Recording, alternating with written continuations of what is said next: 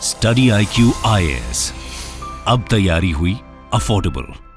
Hello दोस्तों, स्वागत है आप सभी का इस वीडियो में bye study IQ। I am your host and educator Divanshu Singh, और आज हम बात करने वाले हैं बड़ा ही एक इंटरेस्टिंग इंसिडेंट हुआ आज के फीफा वर्ल्ड कप मैच में, जहां पे ईरानियन प्लेयर्स और ईरान वर्सेस इंग्लैंड का ग्रुप मैच था फुटबॉल में in Qatar.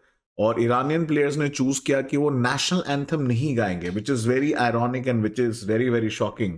Generally national anthem गाना ऐसे एक स्टेज पे बहुत ही प्राइड वाली फीलिंग होती है, बट प्लेयर्स ने चूज किया कि वो नेशनल एंथम नहीं गाएंगे। तो ऐसा क्यों करा उन्होंने और ऐसा क्यों प्रोटेस्ट किया, उसके बारे में आज हम बात करेंगे। तो ये ग्रुप मैच था आज कतर में जो फीफा वर्ल्ड कप चल रहा है, England versus Iran. But England ने ऑब्वियसली इनको, is a very dominant team, इनको हरा दिया। बट वो चीज ज्यादा न्यूज नहीं बनी। ज्यादा इंपॉर्टेंट न्यूज ये बनी कि ईरानियन प्लेयर्स ने, जब आपका मैच चालू होने वाला होता है, दोनों कंट्रीज के नेशनल एंथम गाए जाते हैं, उस दौरान ईरानियन प्लेयर्स ने नेशनल एंथम नहीं गाया, दे रिमेन साइलेंट। और इनफैक्ट जब ये हो रहा था तो ईरान की जो नेशनल मीडिया है उसने उस फुटेज को सेंसर करके ब्लैकआउट कर दिया। उन्होंने दिखाया भी नहीं अपनी कंट्री में कि ईरानियन प्लेयर्स ने ऐसे प्रोटेस्ट किया है। क्या कारण है उसको समझने से पहले आप मेरे जो ऑनलाइन कोर्सेज हैं और लाइव फाउंडेशन कोर्सेज, उसको ज्वाइन कर सकते हैं using the code deep live. And साथ साथ आप मुझसे कनेक्ट कर सकते हैं इस लेक्चर की और बाकी सारे लेक्चर्स की PDF आप पा सकते हैं on dipanshuSingh.com and Dipanshu Singh UPSC in Dipanshu Singh official telegram channels पे। एंड उसके अलावा मुझसे आप कनेक्ट कर सकते हैं on Dipanshu27 Singh। And you can also access and get my book on international relation from Amazon and Flipkart. तो बात करते हैं ईरानियन प्लेयर्स के इस ड्रामेटिक प्रोटेस्ट के बारे में जो कि उन्होंने किया फीफा वर्ल्ड कप मैच में। ये बेसिकली था सॉलिडारिटी दिखाने के लिए towards the protesters, and protesters वो भी women protesters back home in Iran. और उन्होंने अपना नेशनल एंथम नहीं गाया। इनफैक्ट अगर आप देखोगे जो क्राउड था वहां पे कतर में, ईरानियन क्राउड्स ने अपने नेशनल एंथम के टाइम पे हूटिंग भी करी, उन्होंने बू किया। और उन्होंने उसके अलावा आप देखेंगे अपने देश के नेशनल एंथम पे कोई कैसे हूटिंग कर सकता है। In fact all the 11 players they remain silent, उन्होंने कुछ भी नहीं बोला। और ये जो खलीफा इंटरनेशनल स्टेडियम है दोहा कतर में, जहां पे ये मैच होने वाला था, उस समय आप देख सकते हैं कि प्लेयर्स के हेड डाउन है, they are not singing their national anthem. Infact freedom for Iran and women life freedom जैसे नारे और पोस्टर्स भी लगाए गए, दिखाए गए by the crowd in Iran, by the crowd in Qatar Doha. तो इसके बारे में बात करेंगे कि ये कंडीशन क्यों आई है। एक्चुअली अगर आप देखेंगे लास्ट 2-2.5 महीने से ईरान में बड़े जबरदस्त प्रोटेस्ट चल रहे हैं। आपने बहुत सारे वीडियोस देखे होंगे जहां पे महिलाएं अपने हिजाब को उतार के अपने बालों को काट रही हैं।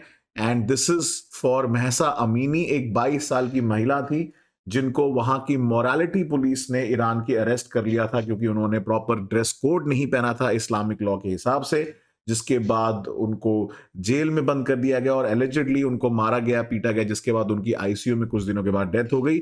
और उससे एक ट्रिगर हुआ जहां पे महिलाएं सड़क पे उतर आई। पूरी वर्ल्ड की, देश की महिलाएं जो हैं उन्होंने सोलिडारिटी दिखाई विद महिला जो ईरान में है। और सारी जितनी महिलाएं उन्होंने अपना जो है हिजाब उतार के सबने अपने जो बाल काटे प्रोटेस्ट में सपोर्ट दिखाने के लिए इस इंसिडेंट के लिए। तो ये है Mahsa Amini. Unfortunately she died. And in fact आज के मैच के दौरान भी ऐसे नारे लगे, जान, जिंदगी और आजादी। सो जान is of course basically women life and freedom, जिंदगी और आजादी। तो ये फेमस प्रोटेस्ट है, प्रोटेस्ट के लिए जो चैंटिंग यूज की जाती है ईरान में। और ये चीज पूरे स्टेडियम में गूंज रही थी जब ईरान का मैच चल रहा था इंग्लैंड के साथ, आज group match Qatar world cup, जो कतर फीफा वर्ल्ड कप है उसमें। तो महसा अमीनी जो है, शी वॉज, अगर आप देखेंगे ईरान की जो कुर्दिस्तान प्रोविंस है वहां से बिलोंग करती थी।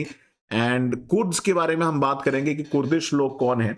और उनके डेथ के बाद, बेसिकली जब पुलिस की ब्रुटैलिटी के बाद जब उनकी डेथ हो गई तो लोग सड़क पे उतारे, प्रोटेस्ट करने लग गए, in fact against their own government और अपने ही पुलिस के खिलाफ। एंड जो प्रोटेस्ट है वो majorly western, north western provinces जो हैं जहां पे कुर्दिश पॉपुलेशन डोमिनेंट है, वहां पे ज्यादा प्रोटेस्ट हो रहे हैं, including the cities of Mahabad, the बुकान, पीरन शहर इन वेस्टर्न, उसके अलावा आप देखेंगे अजरबैजान, जवरनरूद एंड करमनशाह जो रीजन, जो नेबरिंग एरियाज हैं, यहाँ पे बहुत ज्यादा जबरदस्त प्रोटेस्ट हो रहे हैं। तो अगर आप ये मैप देखेंगे, एरियाज ऑफ हाईली कर्दिश पॉपुलेशन अगर आप देखेंगे, नॉर्थ वेस्टर्न प्रोविंस हैं, कुछ यहाँ पे हैं, इधर आप देखेंगे इराकी कुर्दिस्तान रीजन है, वहां पे है। So Kurd population, basically Kurdish people जो हैं, ये they are considered as stateless people. So लगभग 25 से 30 मिलियन कुर्द हैं जो mostly Turkey, Syria, Iraq and Iran में रहते हैं, एंड मोस्टली सुन्नी मुस्लिम्स हैं। और ईरान, जैसा कि आप जानते हैं, वो शिया डोमिनेटेड, शिया मुस्लिम डोमिनेटेड कंट्री है, तो ऑब्वियसली थोड़ा सा कॉन्फ्लिक्ट रहता है सुन्नी एंड शियाज में। और जनरली इन एरियाज में जो जो हिली एरियाज ऑफ टर्की है, सीरिया का नॉर्दर्न पोर्शन, ईरान का नॉर्थ वेस्टर्न पोर्शन, और ये थोड़ा पोर्शन ईस्टर्न साइड में, नॉर्थ ईस्ट में, ये डोमिनेंट है कुर्दिश पॉपुलेशन का। इनफैक्ट यूपीएससी प्रीलिम्स में पूछा भी गया था कुर्द्स के बारे में, तो ये इंपॉर्टेंट है कि जनरली आप अवेयर रहें इन सब चीजों को लेके कि कौन सी कम्युनिटी न्यूज में है, जैसे कि रोहिंग्याज हो गए, कुर्द्स हो गए, उगर मुस्लिम्स हो गए। ऐसे ही तो कम्युनिटीज न्यूज में आती रहती हैं जो जनरली क्या है, आपकी परसिक्यूटेड हैं, माइनॉरिटीज हैं, जिनको स्टेटलेस सिटीजन्स, मतलब सिटीजन्स का कोई जो है कैटेगरी नहीं है उनकी, और उनको रिकॉग्नाइज नहीं किया जाता है सिटीजन्स। तो ईरान के बारे में अगर हम बात करें कि आज ये सिचुएशन आई क्यों है, तो आज का ईरान काफी डिफरेंट है from what it used to be. In fact आज का ईरान जो है वो एक इस्लामिक रिपब्लिक ऑफ ईरान है, बट शायद आपको ये नहीं पता हो, और आप में से बहुत सारे लोगों को शायद पता हो ये, कि पहले का ईरान अगर आप देखेंगे बहुत ही मॉडर्न था, वेस्टर्नाइज था। बट 1979 में कुछ हुआ। 1979 में ईरान में हुआ बहुत ही जबरदस्त रेवोल्यूशन बाय, अब ये जो फोटो देख सकते हैं, खोमेनी साहब, ठीक है, आयतुल्ला खोमेनी, हुसैनी, एंड इन सारे लोगों की वजह से, he was basically a Muslim cleric, और इन्होंने वहां पे जो लोग हैं उनको बताया कि जो ईरान की कम्युनिटी, लोग अपनी मोरालिटी लूज कर रहे हैं, और उसकी वजह से 1978-79 में मोनार्की थी उस समय, एक टाइम पे पहलवी डायनेस्टी थी, उसको ओवरथ्रो किया गया और एक इस्लामिक रिपब्लिक की स्थापना कर दी गई। तो आप कंपेयर ही नहीं कर सकते कि उस समय के ईरान के और आज के समय में ईरान में। और जिनको ओवरथ्रो किया गया वो थे मोहम्मद रेजा शाह पहलवी, जिनको मोहम्मद रेजा शाह के नाम से भी जाना जाता है। और he was the last ruler और the shah of the imperial state of Iran from 16 सितंबर 1941 until it he was overthrown on 11 February 1979। बहुत सारे लोग इनको एक्चुअली बोलते थे कि ये CIA के एजेंट थे। He used to work very closely with America and US and CIA, और इसकी वजह से क्या होता था कि इनकी एक सीक्रेट पुलिस भी थी, सावक, जिसको वो साधक और सावक भी बोलते हैं। तो ये क्या करते थे, जो भी लोग इनके खिलाफ प्रोटेस्ट करते थे, कंप्लेंट करते थे, उनको ये असैसिनेट करवा देते थे, या मरवा देते थे, या फिर अरेस्ट करवा देते थे। तो लोग बड़े परेशान हो गए थे, लोग बड़े वहां दुखी थे, और करप्शन बहुत ज्यादा था। इवन दो कंट्री ओपन थी, वेस्टर्नाइज थी, बट वहां पे लोग जो थे इनकी एट्रोसिटी से तो खैर परेशान थे ही। तो इस वजह से आयतुल्ला खोमेनी और बाकी जो लीडर्स हैं उन्होंने, और जो मुस्लिम क्लेरिक्स हैं, उन्होंने लोगों को वहां पे थोड़ा मोटिवेट करना या थोड़ा वहां पे इन्फ्लुएंस करना चालू किया, जिसकी वजह से फाइनली एक ट्रिगर हुआ, जिसकी वजह से 1979 11 फरवरी 1979 को ईरानियन रेवोल्यूशन हुआ, जिसमें इनको ओवरथ्रो कर दिया गया। ये अपनी जान बचा के भाग गए वहां से, और बाद में एक Islamic republic of Iran establish किया गया, जहां पे freedom of speech and freedom of movement and freedom of women, जैसे कि आप कैसे कपड़े पहन सकते हो, क्या नहीं कर सकते हो, क्या कर सकते हो, सारी चीजें जो है वो अब इस्लामिक शरिया लॉ के हिसाब से होने लगी। तो अगर हम पॉलिटिकल स्ट्रक्चर ऑफ ईरान देखें, बड़ा डिफरेंट सा है as compare to other country. यहाँ पे जो मेन पावर रहती है वो सुप्रीम लीडर के पास रहती है, आयतुल्ला अली खमीनी साहब जैसे जो है, और उनके नीचे इस समय जो करंट प्रेसिडेंट हैं इब्राहिम राइसी हैं, पैरेलली जुडिशरी भी। इनफैक्ट राइसी साहब वाज द जस्टिस, और पार्लियामेंट है, फिर एक गार्डियन काउंसिल है, फिर आर्म फोर्सेस है। उनके नीचे आप देखेंगे Islamic revolutionary guard crop, IRGC, ये वहां की सीक्रेट सर्विस है, और जनरली एक टेरर संस्था का इसको अमेरिका ने स्टेटस दे रखा है कि एक टेररिस्ट ऑर्गेनाइजेशन है। फिर उसके अंदर पुलिस आर्मी रहती है, फिर उनके नीचे पुलिस के अंदर एक स्पेशल पुलिस होती है, जिनको हम बोलते हैं द गार्डियन पुलिस और द मोरालिटी पुलिस। इनका ही काम होता है ये ड्रेस कोड इन्फोर्स करना, और जिसने अरेस्ट किया था महसा अमीनी को। तो बड़ा कॉम्प्लिकेटेड सा पॉलिटिकल सिस्टम है। गार्डियन काउंसिल डिसाइड करता है कि कौन इलेक्शन लड़ सकता है, कौन नहीं लड़ सकता। प्रेसिडेंट जो होते हैं वो 4 ईयर टर्म जो है सर्व करते हैं, और 2 कॉन्सिक्यूटिव टर्म जो है वो जो है सर्व कर सकते हैं। एंड कैबिनेट होती है 22 मिनिस्टर्स की। पार्लियामेंट जो है वो इंट्रोड्यूस करता है एंड पास करता है लॉ, जो कि थोड़ा सिमिलर है। बट मेन चीज क्या है यहाँ पे ऐसी कंट्रीज को जनरली हम लोग थियोक्रेटिक स्टेट्स बोलते हैं।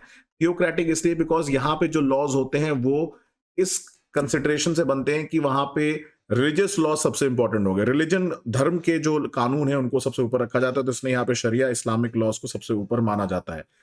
तो ये पहली बार नहीं है कि ऐसा प्रोटेस्ट हो रहा है, ऐसे बड़े बड़े इवेंट्स पे ऐसे और भी प्रोटेस्ट के एग्जांपल हैं। जैसे one of the most famous is the gold medallist Tommy Smith and bronze medallist John Carlos का ये फिस्ट, जो raised fist and punch in the air का जो ये पोडियम का ये जो प्रोटेस्ट इमेज है, ये काफी फेमस है। After 200 metre race in the 1968 summer Olympics, और ये दोनों प्रोटेस्ट कर रहे थे एट्रोसिटीज अगेंस्ट ब्लैक्स, ठीक है, blacks in America and hypocrisy of America against the black, racial racial ethnic जो वायलेंस है उसको हाईलाइट किया गया था। तो ये पहली बार नहीं हो रहा है कि ईरान के प्लेयर्स जो प्रोटेस्ट कर रहे हैं अपनी जो प्रोटेस्ट हो रहे हैं बैक होम अगेंस्ट महिलाएं जो प्रोटेस्ट कर रही है अगेंस्ट द एट्रोसिटीज, ये और भी एग्जांपल है। और अगर हम देखें कि रिसेंटली एक ईरानियन कोर्ट ने पहली बार जो ये प्रोटेस्ट हो रहे हैं रिगार्डिंग द मोरालिटी पुलिस, उसमें एक डेथ सेंटेंस भी अवॉर्ड किया है to the anti government protesters.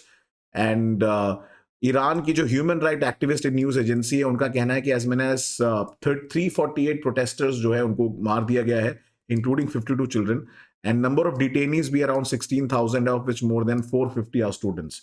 Amnesty International का कहना है कि it has documented 33 cases of minors being killed in the uprising, but the real numbers of course are little higher because Iran में भी अगर आप देखेंगे freedom of speech and press इतना ज्यादा नहीं है। इनफैक्ट ये मोरालिटी पुलिस और गार्डियन पुलिस है, ऐसे लोगों को सड़कों पे राह चलते हुए इन्फोर्स करती है ड्रेस कोड। इनफैक्ट यूएन ने भी बोला है कि अब समय आ गया है कि ईरान के ऊपर एक कंक्रीट एक्शन लेना पड़ेगा इंटरनेशनल कम्युनिटी को, ताकि ईरान की जो सिक्योरिटी फोर्सेस उनको अकाउंटेबल बनाया जा सके। तो आगे हम देखेंगे कि इसमें क्या होता है, बट अभी के टाइम पे अगर आप देखें तो ईरान में प्रोटेस्ट बढ़ते चले जा रहे हैं, लोग सड़कों पे आ गए हैं और गवर्नमेंट से अब बात नहीं संभल रही है, क्योंकि कुछ ही समय तक आप लोगों को दबा सकते हो, एक समय जरूर आएगा जब लोग जो हैं इन सारे शैकल से तोड़ के बाहर आ जाएंगे। तो आई होप आपको वीडियो अच्छा लगा। ऐसे ही detail geography and geopolitical international relations के इश्यूज को पढ़ने के लिए, डीपर अंडरस्टैंडिंग के लिए मेरे साथ आप डीप लाइव कोड यूज कर सकते हैं और मेरे कोर्सेज को ज्वाइन कर सकते हैं ऑन स्टडी IQ बैच 9, जो कि 30 नवंबर को सुबह 8 बजे से चालू हो रहा है। Till next time, thank you so much दोस्तों, एंड जय हिंद। स्टडी IQ IAS, अब तैयारी हुई अफोर्डेबल।